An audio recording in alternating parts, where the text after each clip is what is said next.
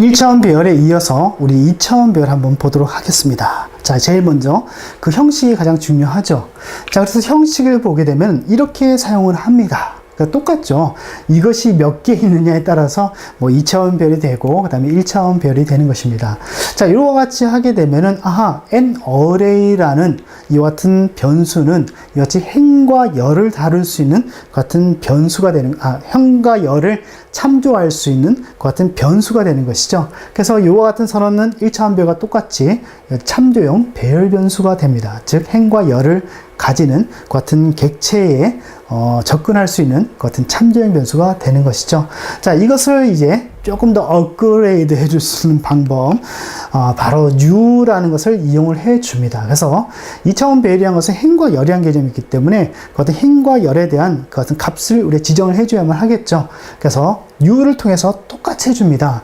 U를 통해서 똑같이 하는데, 요거 뭡니까? 이행, 이열이죠. 그럼 이행, 이열을 다룰 수 있는 n-array라는 객체가 이제 생성이 되는 겁니다. 그렇죠? 그럼 이 객체는 뭡니까? 행과 열을 이제 다룰 수 있고, 그 행과 열이라는 개념을 이용해서 뭡니까? 거기 있는 값을 가져오거나 읽어가거나, 그 다음에 행에 대한 정보, 열에 대한 정보를 처리할 수 있게 되는 것이죠.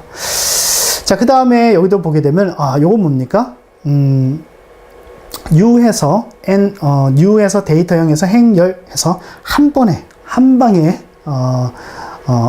그 선언과 동시에 그 다음에 행과 열을 전부 다 다룰 수 있는 객체 n-array를 이렇게 생성을 해주는 것을 의미합니다. 그래서 이렇게 생성하게 되면은 이행, 이열, 한 행의 열이 어떻습니까? 0행도 이열이요, 1행도 이열인 이와 같은 그 열이 똑같은 그 같은 그 2차원 배열이 생성되지만 자바에서는 이런 부분이 가능합니다. 뭐냐면 요런 부분이죠.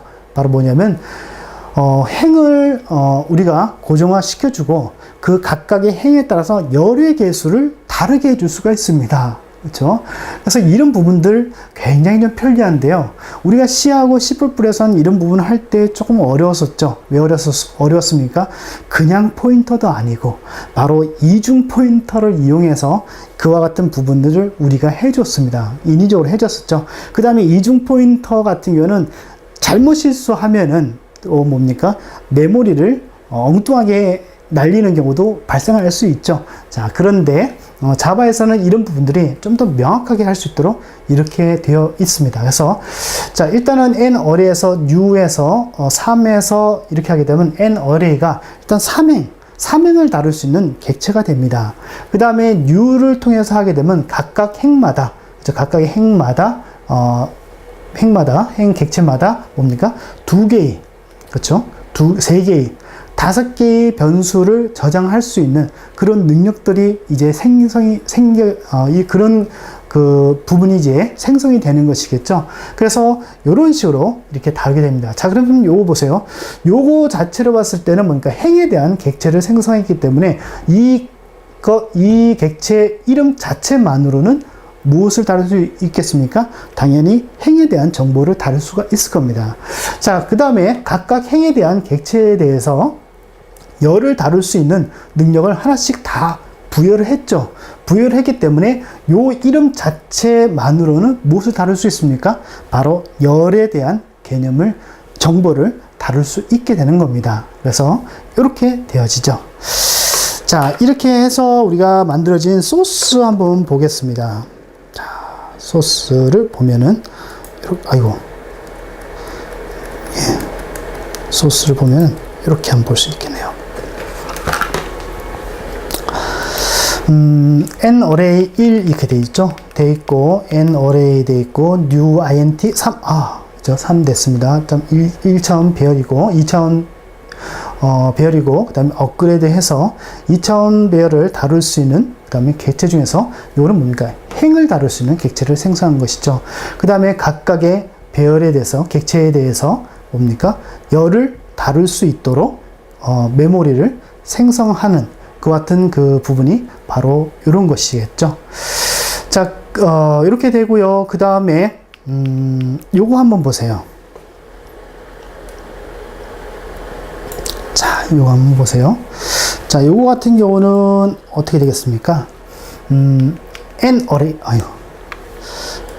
자, 같은 경우는, 자, n 어레이였습니다. n 어레이만 앞에서 제가 말씀드렸듯이 이것은, 이 객체는 뭡니까?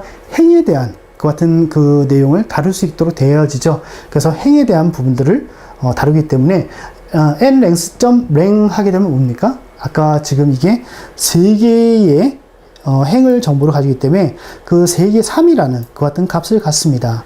그 다음에 n array 해서 각각 행에 대한 표현법이 있고, 그 다음에 length 이렇게 하죠. 그렇죠? length 이렇게 되기 때문에 요 length는 뭡니까? 이 행에 있는 열의 개수에 해당이 되겠죠. 열의 개수에 대한 그 정보를 가지고 있습니다. 그래서 그 개수만큼 어떻게 됩니까? 하는데, 이 그 2차원 별도 어떻습니까? C하고 표현이 똑같죠.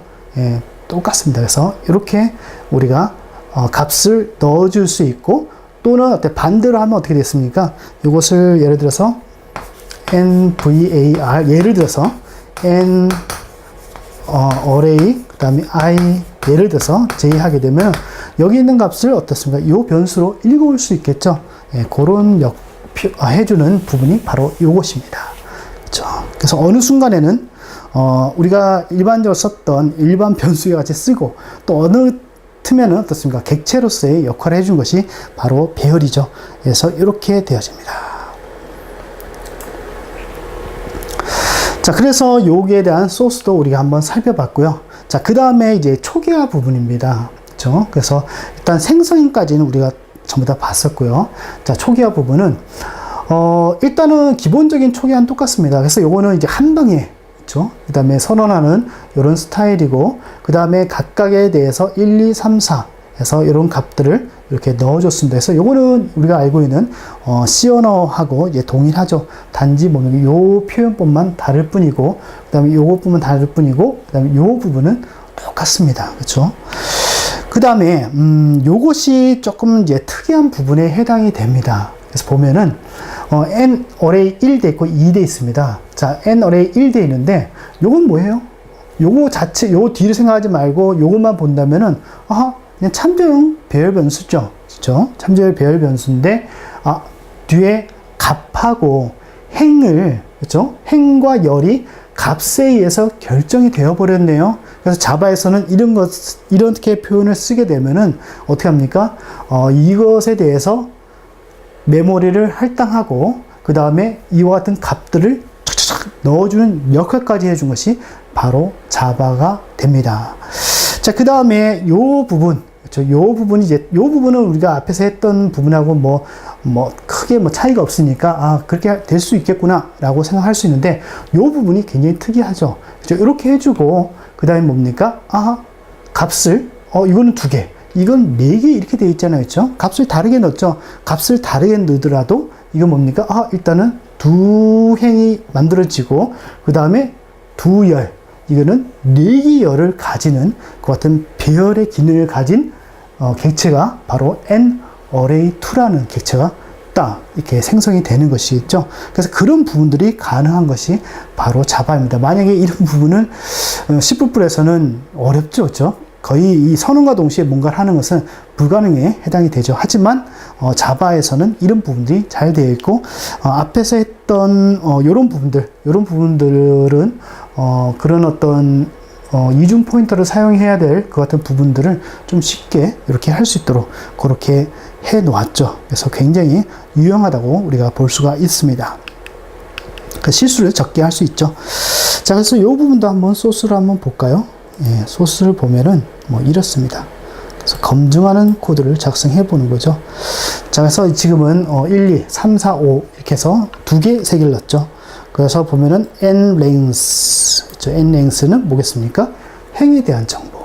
그 다음에 각각 n length i 해서 하면은 2이기 때문에 0, 그 다음에 1 이렇게 되겠죠. 그렇게 해서 length 하게 되면 각 열에 대한, 각 행에 대한 열의 개수. 0행에 대해서는 2요. 1행에 대해서는 3이라는 값을 갖겠죠. 그래서 이와 같은, 지금 현재 들어가 있는 값을 그대로 한번 출력해보는, 검증하는 코드를 이렇게 프로그램을 작성해 보았습니다. 자, 자, 여기까지 우리가 살펴보았고요. 그 다음에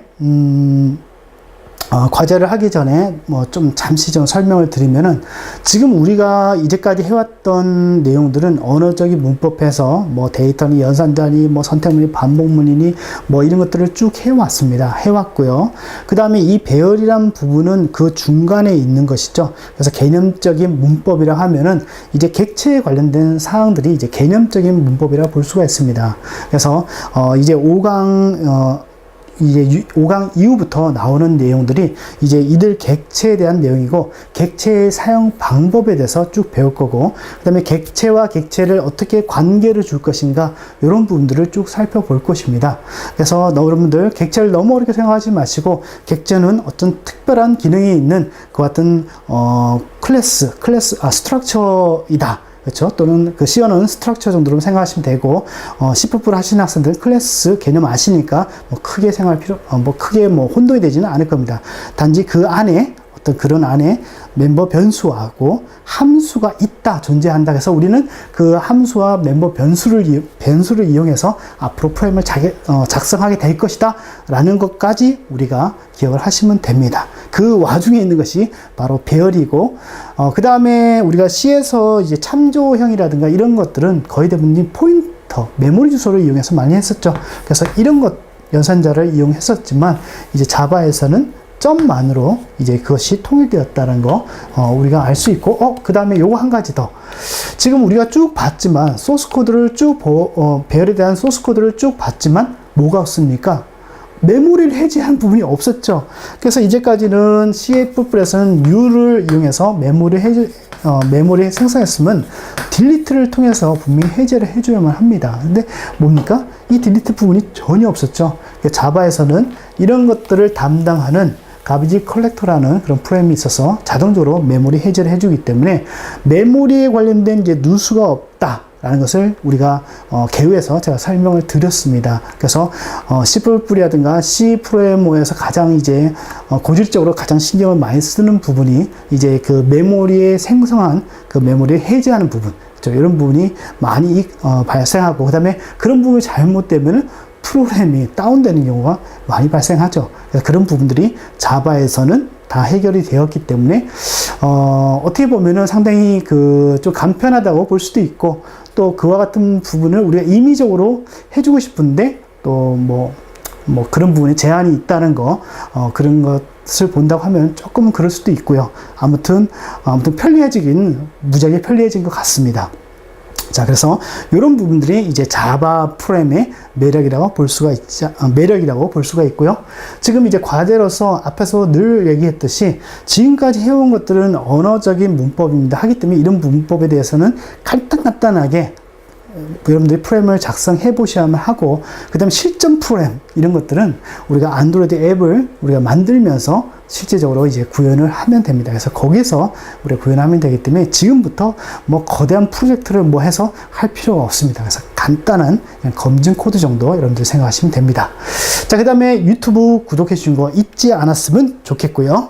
자, 그래서 5강 배열에 대해서는 여기까지 마치도록 하고요. 그 다음에 6강에서는 이제 개념적인 문법에 대해서 쭉 살펴보도록 하겠습니다.